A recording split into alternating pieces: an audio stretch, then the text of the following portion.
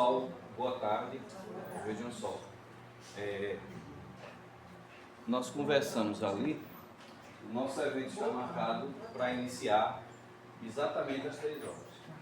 Então nós vamos começar com quem chegou, certo? Quem for chegando vai pegando, como se diz, o trem no meio do caminho, mas em prestígio especialmente, ao próprio horário, e a quem chegou na hora, que fez seus cursos para chegar na hora, nós vamos iniciar o nosso evento, que é um evento da casa, feito pelo pessoal do estudo do Livro dos Médiuns, da quarta-feira, pode botar para gravar se quiser já, do estudo da quarta-feira, tá certo? Nosso companheiro Pedro, que seria um dos mediadores, por motivo de saúde, não estará presente, então ficará somente comigo na mediação dos trabalhos de hoje. Então, primeiro, nós queremos agradecer a disposição de vocês de comparecerem, né? Nós fizemos uma ampla divulgação nas casas, colocamos nesse horário para ficar mais fácil a chegada, porque a gente sabe que dia de sábado é um dia que muita gente trabalha até mais tarde. Quem é mulher especialmente sai do trabalho às vezes ou tem a casa todinha para arrumar, fica essa dificuldade de chegar aqui, por exemplo, de 1 hora. Então hoje nós vamos ter o nosso primeiro evento. A ideia é sim, por que primeiro? Porque a gente tem a ideia de fazer o segundo daqui a 1 ano. Esperamos conseguir fazer. Vamos fazer a nossa prece inicial e eu vou passar para ter alguns minutos para explicar algumas coisas, para passar para os nossos expositores. Vocês fiquem à vontade com o nosso trabalho. Só pedimos que eventuais intercorrências no estudo sejam feitas sobre o tema, porque é o que o pessoal preparou. Teremos os intervalos para um lanche, para um coffee break, e depois teremos uma roda de conversa, onde nós vamos ampliar aqui o debate sobre o tema, que é esse aqui, o despertar da mediunidade em nossas vidas, especialmente para quem está começando. Então, Olga, eu queria lhe pedir a gentileza, chegou na Casa Espírita, né, fazer a nossa prece inicial. Você faz? Para o pessoal não fazer comentário de outras casas, outras Sim, nós queremos pedir uma coisa, que a gente tem essa preocupação. Se alguém for fazer algum comentário que diga respeito a uma casa, né, vamos evitar citar nomes. Se o comentário não for muito feliz, só vamos citar nomes se for para falar coisas boas mesmo. Até porque fica chato, né? Então, para quem não conhece, todo mundo conhece a Olga, né? Bezerra de Menezes, nossa querida Olguinha, palestrante aqui visitante de nossa casa muitas vezes. Vou pedir para a Olga fazer a nossa prece inicial. Boa tarde, minha gente. É um prazer estar aqui. Eu disse a tu que vinha se o pai não estivesse lá, né? Aí está lá. Cheguei lá e vim embora. Que bom que ele está lá, sinal de que ele está melhorzinho. Está melhorzinho. Vamos nos concentrar, né? Senhor Deus, muito graças te damos por estarmos reunidos nesta tarde, neste primeiro encontro, com um tema muito importante, né? Como sabemos, para juntos aprendermos, debatermos, sairmos daqui com certeza diferentes do que adentramos. Que a paz e as bênçãos sejam presentes nessa tarde de hoje, como em todos os encontros, imaginamos ser, onde estiver reunidos, né, em teu santo nome, que possamos ser cobertos dessas bênçãos, dessa harmonia e desse amor. E juntos aprendermos, caminharmos e sairmos semeando tudo que aprendemos. Que todos os expositores daqui, todas as pessoas que vão dar sua contribuição, eles sejam muito bem incluídos e que seja um encontro, um primeiro encontro com o pé direito e que venha já os próximos e que seja muito abençoado. Que assim seja. Que assim seja. Em nome de Jesus, iniciamos nosso evento, nosso encontro.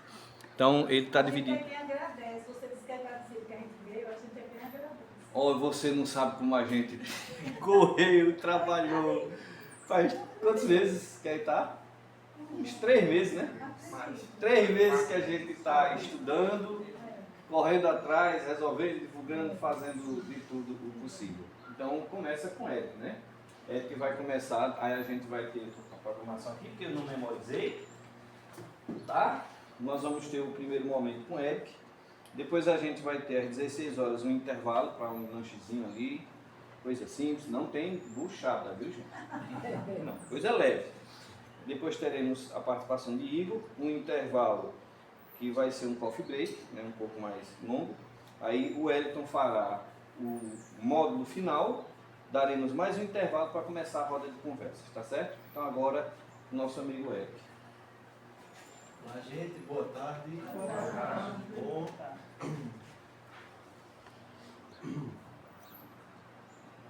Você pegou água? Meus amigos, antes da gente iniciar, eu preciso avisar vocês que eu estou com uma crise de nervoso e eu hoje pode falhar. Tá? Então, gente, vamos lá. Vamos lá, porque agora tem mais como botar ali, né? Vamos lá. E iniciamos este seminário com a seguinte pergunta: o que é mediunidade? Pergunta tão simples, mas tão difícil de ser respondida, portadora de uma complexidade tão profunda que muitos se perdem em seus conceitos. Podemos resumi-la como a capacidade que os encarnados têm de entrar em contato com espíritos desencarnados. Basicamente, é isso. Aqui a gente encerra esta primeira parte.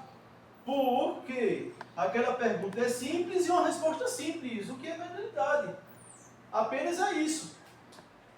Mas aqui a gente não vai ficar só com isso. Calma. Algo a mais precisa ser entendido. Iremos um pouco mais além.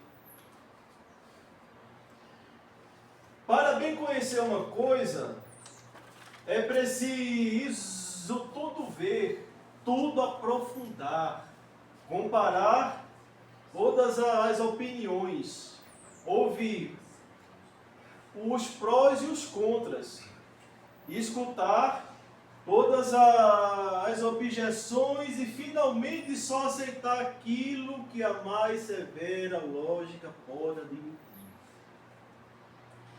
Kardec, com essas palavras, quer nos dizer que aquilo que a gente se dedica a estudar, a gente precisa pesquisar não apenas em uma só fonte, mas em várias outras fontes.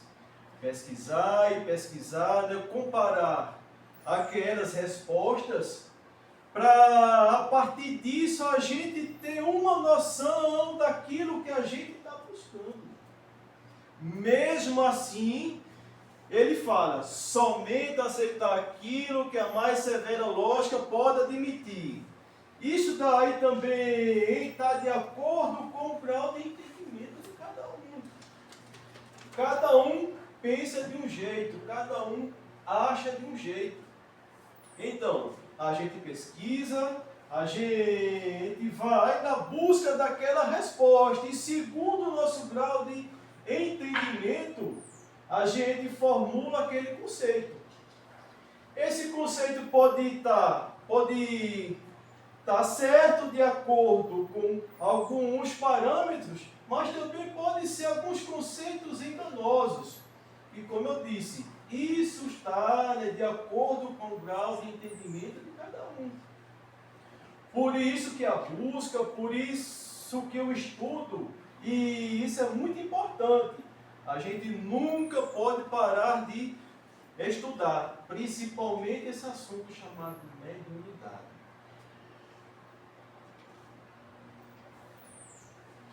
E entender da mediunidade é o tema de hoje, certo? A primeira apresentação.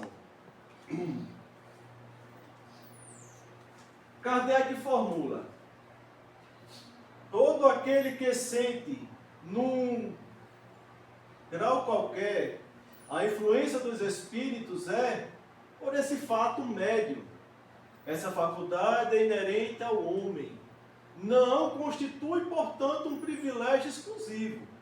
Por isso mesmo, raras são as pessoas que dela não possuam algum rudimento. Pode, pois, dizer-se que todos são mais ou menos médios. Kardec aqui está nos nivelando por baixo. Ele está dizendo que cada um da gente, nós somos médios. Mesmo aqueles que sentem apenas aquele leve arrupiozinho nos pelos do braço, até aqueles que dão comunicações verbais, que enxergam espíritos, que até materializa espíritos em público, todos eles são médios. Ok? As palavras de Kardec são compreensíveis, mas como ensino codificador. Não podemos nos deter apenas a uma única ideia acerca de um tema tão difundido em diversas opiniões. A mediunidade não é restrita apenas ao meio espírita. Ela é uma faculdade que abraça os mais diversas crenças, os mais diversos povos. Mediunidade não foi algo inventado por Kardec. Mediunidade não é algo que pertence à doutrina espírita. Nós que fazemos uso dessa faculdade, porque como o próprio Kardec diz, ela é uma faculdade inerente ao ser humano. Existem humanos espíritas. Eu acho que nós somos espíritas aqui. Existem humanos que são católicos, humanos evangélicos, umbandistas, niquibandistas e por aí vai. Ambos têm a sua mediunidade. Vejamos o que é dito fora do nosso círculo de entendimento, mas que confirmam as palavras de Kardec, no seu sentido mais básico, no seu entendimento mais simples. A mediunidade é uma capacidade presente em alguns indivíduos que lhes permite atuar como intermediários entre o plano físico e o plano espiritual. Considerado uma ferramenta essencial para a prática religiosa, esses médiuns conseguem estabelecer contato com entidades espirituais, receber suas mensagens e transmiti-las aos atendidos. As palavras são diferentes. Agora, o contexto que Kardec nos apresenta, acredito que seja o mesmo aqui. Da médium Lívia Serra de Luz. Vimos que a opinião dessa médium, de uma religião irmã, conserva o conceito do livro dos Espíritos. Do livro dos médiuns. Observamos no exemplo acima que a mediunidade é algo conhecido dentro e fora da doutrina espírita. Como eu acabei de falar, mediunidade não é um objeto que pertence ao espiritismo. É uma faculdade que o próprio homem aporta. A gente vai entender isso um pouquinho mais na frente, que depende daquela religião que você pratica, você é médium, porque essa faculdade está dentro de você. Quando eu falo dentro, é dentro desse corpo físico mesmo. A gente vai entender um pouquinho mais na frente. Na busca pelo entendimento da mediunidade, Kardec teve forte influência na disseminação do que é e o que ela representa na vida humana.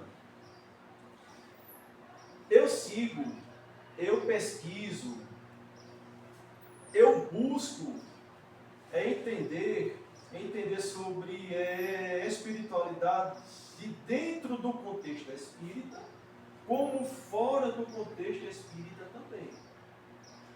Muitos médiuns de outros nomes, eles têm como base também o livro dos Espíritos e tem como base o livro dos médiuns, mesmo sendo de outras religiões. Eles têm essa base, porque a base do livro dos Espíritos, ela precisa estar presente em tudo. Quando a gente estuda a espiritualidade, quando a gente entra dentro do campo de unidade, a gente precisa acrescentar também o livro dos médiuns. Esses dois livros que formam a base da gente. Livro dos Espíritos.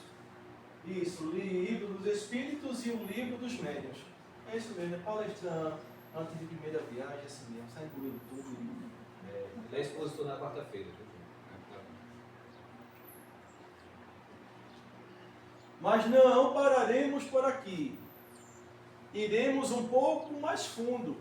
Veremos como se desenvolve o processo mediúnico no corpo físico, pois o codificador nos afirma: essa faculdade é inerente ao homem.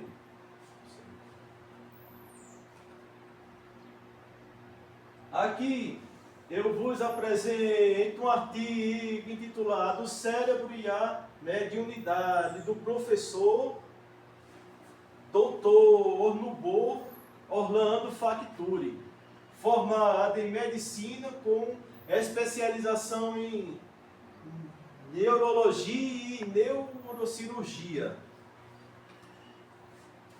Esse artigo está muito resumido, que ele é muito extenso, muito vasto, e eu peguei uns pontos importantes aqui para a gente. Ele começa falando: o fenômeno mediúnico é um processo de comunicação que atravessa a fronteira que delimita estas duas realidades, aquela do mundo físico e a do mundo espiritual. Estas duas dimensões participam desse processo uma determinada aparelhagem que inclui o corpo físico do médium, o espírito comunicante e o perispírito de ambos.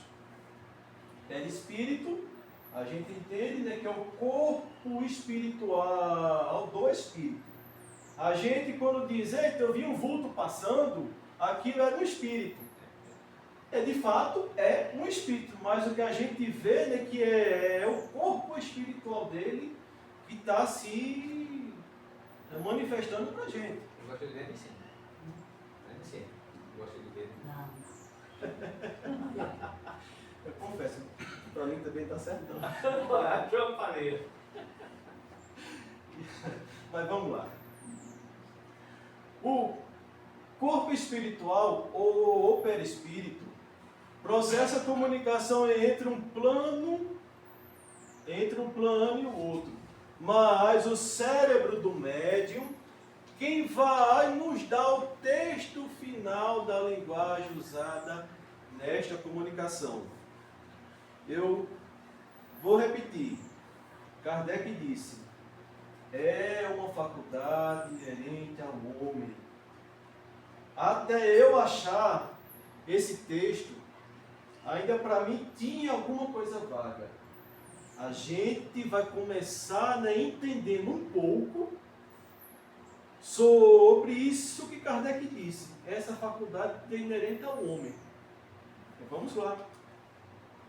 Esse corpo espiritual tem propriedades que transitam de um plano ao outro, de uma dimensão a outra. Ele aqui está falando do corpo espiritual, né, do perispírito. As ligações do corpo espiritual com o corpo físico não estão permanentemente estáveis, rígidas, aprisionadas, células por células, ou átomo por átomo. A nossa mente participa continuamente deste processo de interação. Em determinados momentos, o conjunto de elementos estruturais do corpo físico está mais assentado sobre o corpo espiritual ou vice-versa. E em outras situações há um distanciamento, um deslocamento, uma separação tênue entre o campo de força do corpo físico e o do corpo espiritual. Ela aqui está querendo dizer, com a própria imagem mostra, que é aquela saída do corpo que a gente tem quando a gente dorme, ou então para aqueles médios de desdobramento que tem aquela técnica, que ele para, concentra, se ele de forma consciente consegue sair do seu corpo e fazer o que ele precisa fazer. Mas para nós, meros mortais, a nossa saída do corpo é mais assim durante o sono.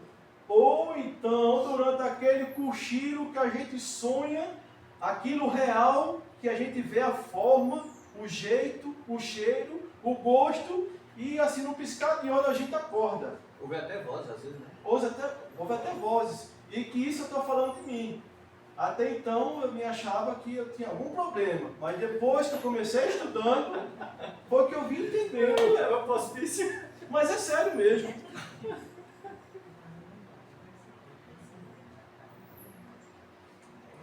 Mas vamos lá. Quero reforçar para vocês os aspectos que eu diria do nível atômico desta ligação entre estes dois corpos. Olha só onde eu estou me inserindo aqui. Que eu não sou professor, eu não sou formado em física quântica, eu sou apenas um cara que acha que entende de informática e trabalha com informática. Mas aqui eu estou me inserindo porque foi através deste artigo que eu comecei a entender algumas coisas.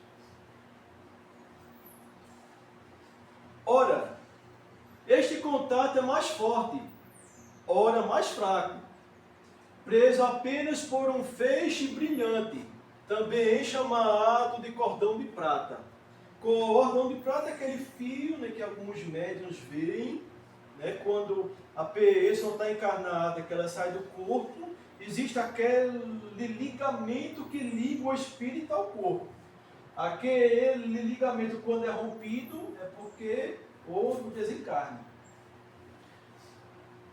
O que permite distanciar um corpo do outro. Esse nome cordão de prata, ele pode levar qualquer nome. Tá? Isso não é assim batido, chapado dentro da doutrina espírita. O fenômeno mediúnico está mostrando para nós algumas características semiológicas que já podemos destacar para nossas interpretações. Para analisar estes dados que a mediunidade nos fornece, temos agora de voltarmos para o domínio da neurologia. Rapaz, eu estou com medo de continuar. Inventou agora? Vamos lá. Tem nenhum neuro aí não, né, por favor? Tem uma psicóloga, eu estou só olhando para ela aqui. Se ela não fez careta é porque está andando no caminho certo. Só de olho aqui, ó. Eu ia perguntando ela de neuro, se tem algum médico. Se tiver, fique calado, pelo amor de Deus. Tem, geral, viu? Bicho. Eu concordo. Agora a gente... Mas é Bota bom em que mim. ele pode nos ajudar. Vamos lá, continuando. Para analisar estes dados que a mediunidade nos fornece, temos agora de voltarmos para o domínio da neurologia.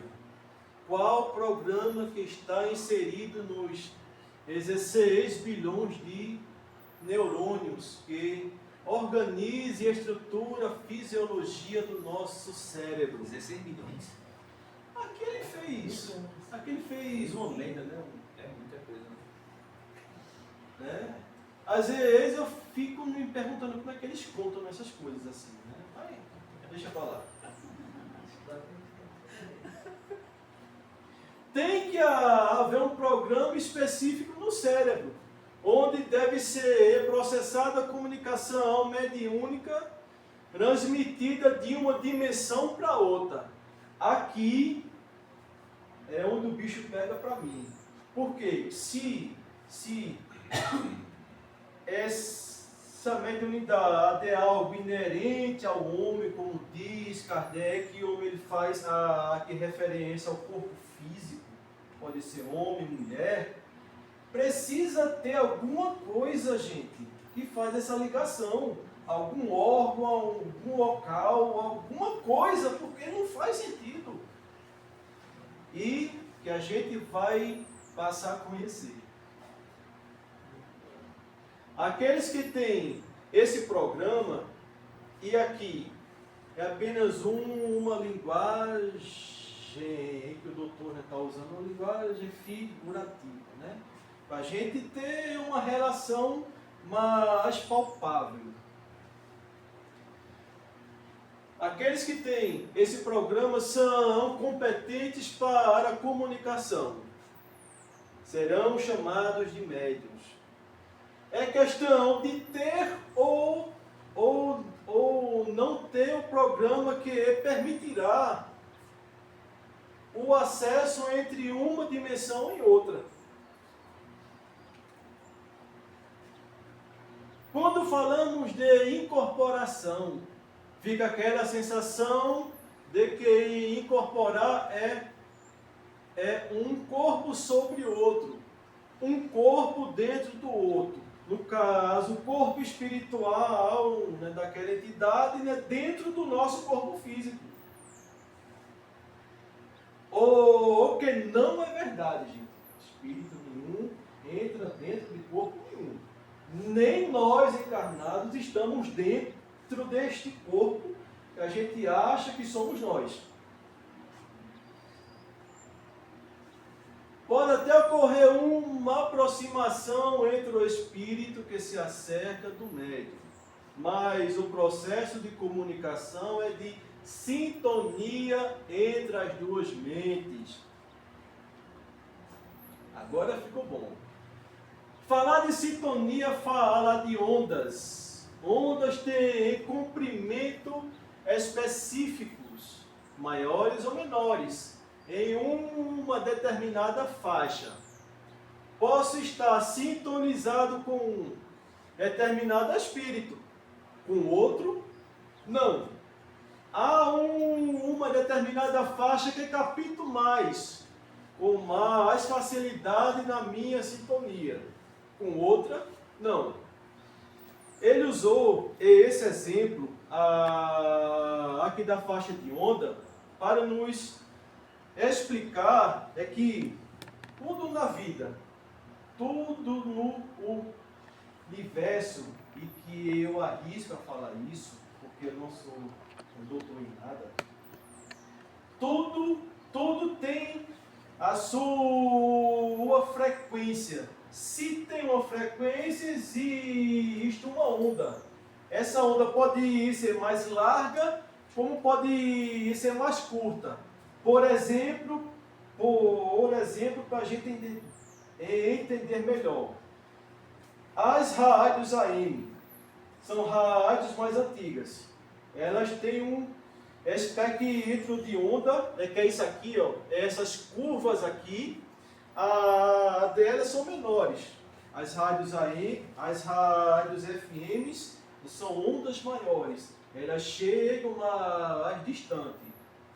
É esse exemplo que ele aqui está mostrando. Quando que eu vou trazer um exemplo pessoal aqui para vocês, quando eu estou na sala mediúnica, quando eu estou na sala mediúnica, eu tenho uma grande facilidade de entrar em sintonia com os nossos irmãos, né, sofredores, com os nossos irmãos, né, carrancudos, como eu ariosamente apelidei aqueles que são mais, né, virados. Eu tenho uma facilidade muito grande, e aqui os meus colegas podem confirmar.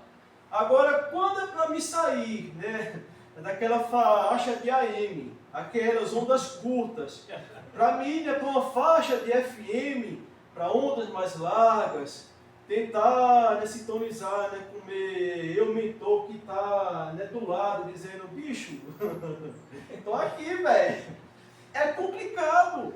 Pelo meu modus operandi de vida, ainda para mim, é muito complicado entrar em sintonia com essa turma mais de cima. Eu estou aqui no terra a terra.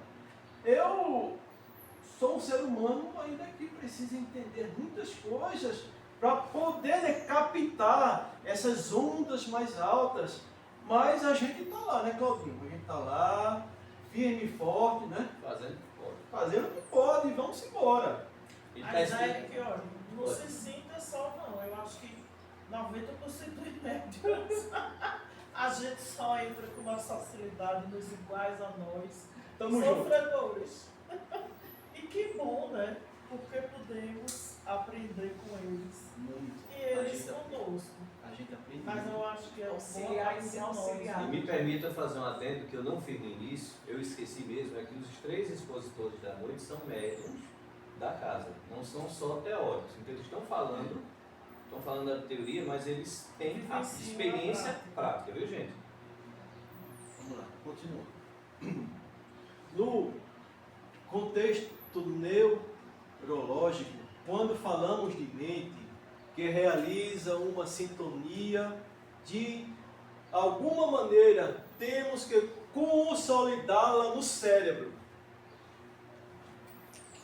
cristalizá-la na expressão física do cérebro. Aquilo que a gente estava conversando um pouco antes. Essa coisa de, né, mediunidade tem que estar dentro da gente, algum canto da gente, isso tem que fazer sentido. Ela aqui vai nos mostrar aqui um pouco, né, por cima, superficialmente, que canto é esse, que isso faz sentido. Precisamos ver agora o que existe na anatomia do cérebro. Olha onde eu estou entrando novamente. Médico aqui, viu? Cuidado. Que pode produzir esta sintonia que estou falando, quando me refiro à mente. Vamos descer para o plano material. Agora é o plano físico mesmo, cabeção do cabra. Vamos lá. Gostei do conceito. Isso aqui é um cérebro, né, fatiado, né, para a gente entender. E ele começa, se observarmos o cérebro, podemos ver uma superfície externa que é o nosso córtex, rico em neurônios. Aqui o córtex é essa mancha marronzinha que circula o cérebro aqui, ó, essa partezinha externa, né? É essa camada, essa capa, para a gente conseguir entender.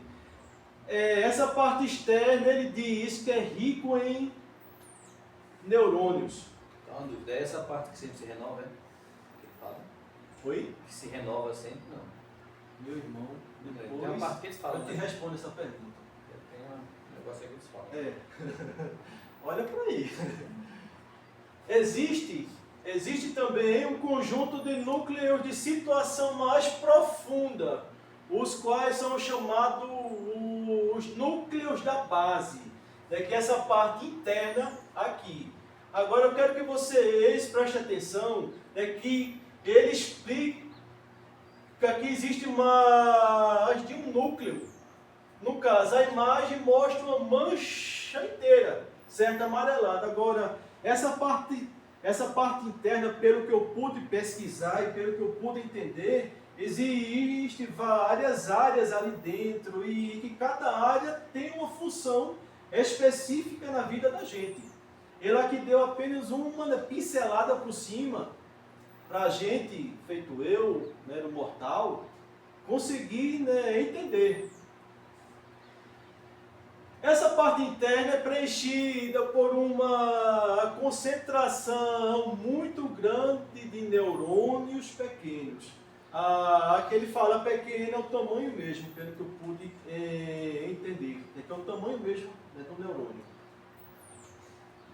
A neurologia já identificou, né, muitas funções das áreas do córtex e funções dos neurônios curtos, dos núcleos da base, dos núcleos, né? Existe mais de um ali dentro. A mediunidade é uma expressão de automatismo cerebral. Opa! É que naquela época, eu acho que naquela época não tinha toda essa tecnologia que a gente tem hoje para a gente conseguir, né, comprovar isso com bases científicas. Mas já naquela época, Kardec, com todas as suas limitações da época, ele já disse: mediunidade é algo que faz parte do homem, é algo físico. A mediunidade é a expressão de automatismo cerebral com a participação das duas mentes em sintonia, a mente do médium e a mente do espírito comunicante. Estão envolvidos os núcleos da base com os automatismos e uma atividade superficial do córtex, estabelecendo duas alças que compartilham suas junções fisiológicas.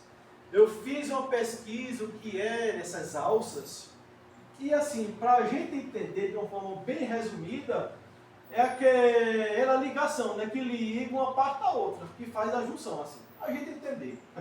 Depois eu posso até explicar, que eu trouxe meu rascunho ali, mas é muito complicado. Deixa no simples. É, isso mesmo. Fisiológicas. Fisiológico, pronto.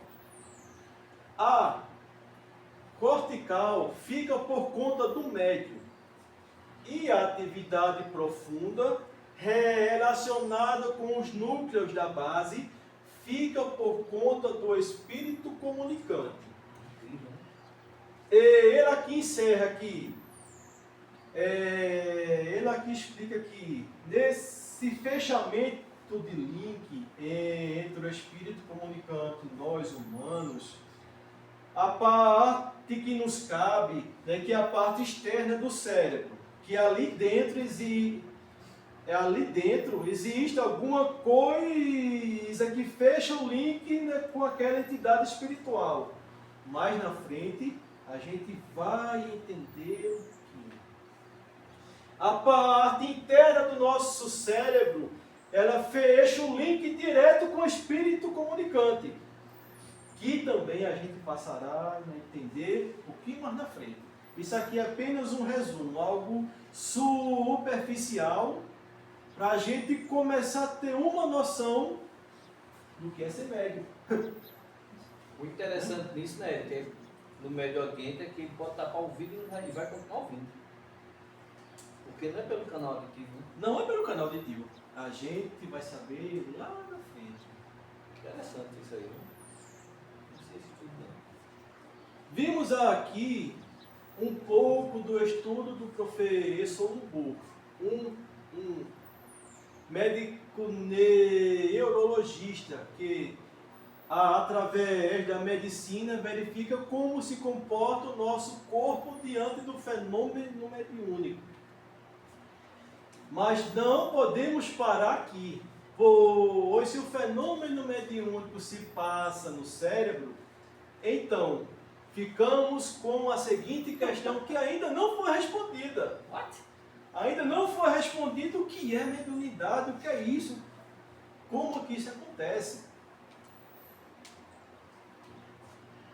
Qual região do cérebro é responsável por fechar o link entre encarnado e desencarnado? Até agora a gente fez uma pincelada do que pode causar isso. A gente não sabe ainda o que faz isso acontecer. Agora entenderemos um pouco sobre a glândula pineal. Gente, eu quero sair correndo daqui, gente. Né? Doutores, me perdoem. A gente faz a coisa e depois percebe o que fez, não é assim? Agora é tarde, meu amigo. Agora entenderemos um pouco sobre a glândula pineal. Nela está a resposta para o desenvolvimento do processo mediúnico do corpo físico. Exato. A pineal é uma pequena glândula endócrina. Eu também pesquisei o que é isso, está ali no meu rascunho. Depois a gente pode até conversar. Localizada mais ou menos no centro craniano, também denominada corpo pineal. Suas funções ainda são matéria de estudo e debate científico. Embora seja amplamente aceita no meio acadêmico a teoria de que, pela produção de melatonina, ela exerça certa influência no regulamento do ciclo do sono e no controle das atividades sexuais e de reprodução. É isso que a ciência humana fala para a gente. Apenas um resumo, aquela pincelada do que é essa pineal. É o ciclo circadiano. É exatamente isso que eu encontrei, né, nas pesquisas. No âmbito espírita, vários autores, por exemplo, André Luiz, sustentam tal função transcendental ligada à pineal. A obra doutrinária de Allan Kardec não especifica nenhuma glândula ou órgão humano como agente físico diretamente responsável pelas faculdades mediúnicas e anímicas. Porém, é enfática ao dizer que elas estão condicionadas a uma predisposição orgânica do encarnado. Kardec, naquela época, com uma grande limitação científica, ele já compreendia essa coisa de mediunidade está dentro do corpo humano. Estabelecendo assim quem está apto e o quanto está apto para exercer a função de médium. O espírito André Luiz se desdobra profundamente sobre a glândula pineal, que ele prefere chamar de epífise, especialmente na obra de Missionários da Luz. Esse é o cérebro, fatiado no meio, aqui assim, e ali é para a gente entender onde fica a pineal. É esse círculozinho vermelho aqui, ó, que acabou de ser feito. Aqui, ó. Essa coisinha minúscula dentro do cérebro da gente, que é capaz de fazer muitas coisas importantes na vida de cada um. Inclusive, essa coisa de mediunidade. E que o espírito André Luiz, ele vai agora tentar destrinchar o que essa glândula ela pode fazer acerca dessa mediunidade. Vamos lá. No exercício mediúnico de qualquer modalidade, a epífise desempenha um papel mais importante. Através de suas forças equilibradas, a mente humana intensifica o poder de emissão e recepção de raios peculiares à nossa esfera. É nela, na epífise, que reside o sentido novo do homem. Entretanto, na grande maioria deles, a potência divina dorme embrionária. Ele fala que a epífise, na epífise que está aquele novo modelo do ser humano, aquele ser humano mais sensível, aquele ser humano mais empático, aquele ser humano que olha para o seu semelhante e percebe as dores dele, podendo auxiliá-lo da melhor forma possível. Mas ainda existe hoje uma grande parte de seres humanos que esse potencial está muito adormecido. E que a gente vê hoje nas mídias sociais, nos jornais, muita violência. Todo mundo querendo matar todo mundo. E o que é que vai sobrar então? Né? Então, através desse desenvolvimento dessa epífise, que a gente começa a enxergar o nosso semelhante como algo único feito nós. E a gente passa a aprender, que ele tem um direito à vida tanto quanto nós. Continuando, não se trata de órgão morto, segundo velhas suposições. Aqui ele fala da ciência atual e talvez a ciência antiga que veio com esse conceito por falta de um entendimento um pouco mais apurado da epífise. Né? É a glândula da vida mental. Ela acorda no organismo do homem, na puberdade, as forças criadoras, aquilo que a gente estava comentando agora há pouco. E, em seguida, continua a funcionar como o mais avançado laboratório de elementos psíquicos da criatura terrestre. Ela reside aos fenômenos nervosos da emotividade, como órgão de elevada expressão no corpo etéreo. Desata, de certo modo, os laços divinos da natureza, os quais ligam as existências umas às outras. Aquilo que eu acabei de falar. A gente, quando começar desenvolvendo esse potencial dessa epífise, a gente vai passar a enxergar o nosso semelhante como nós mesmos. O nosso semelhante tem tanto direito à vida quanto nós. Essa história de matar só porque disse que você é feio, porque você é de uma outra religião que pensa de um outro modo, por conta de rincha política, que isso ou aquilo, isso vai começar acabando com o tempo. Nós, de fato, seremos mais humanos. Eu diria, e eu peço desculpas antes, que nós seremos humanos quando a gente passar a compreender que o nosso semelhante é apenas uma cópia da gente. Merece tanto respeito quanto nós mesmos.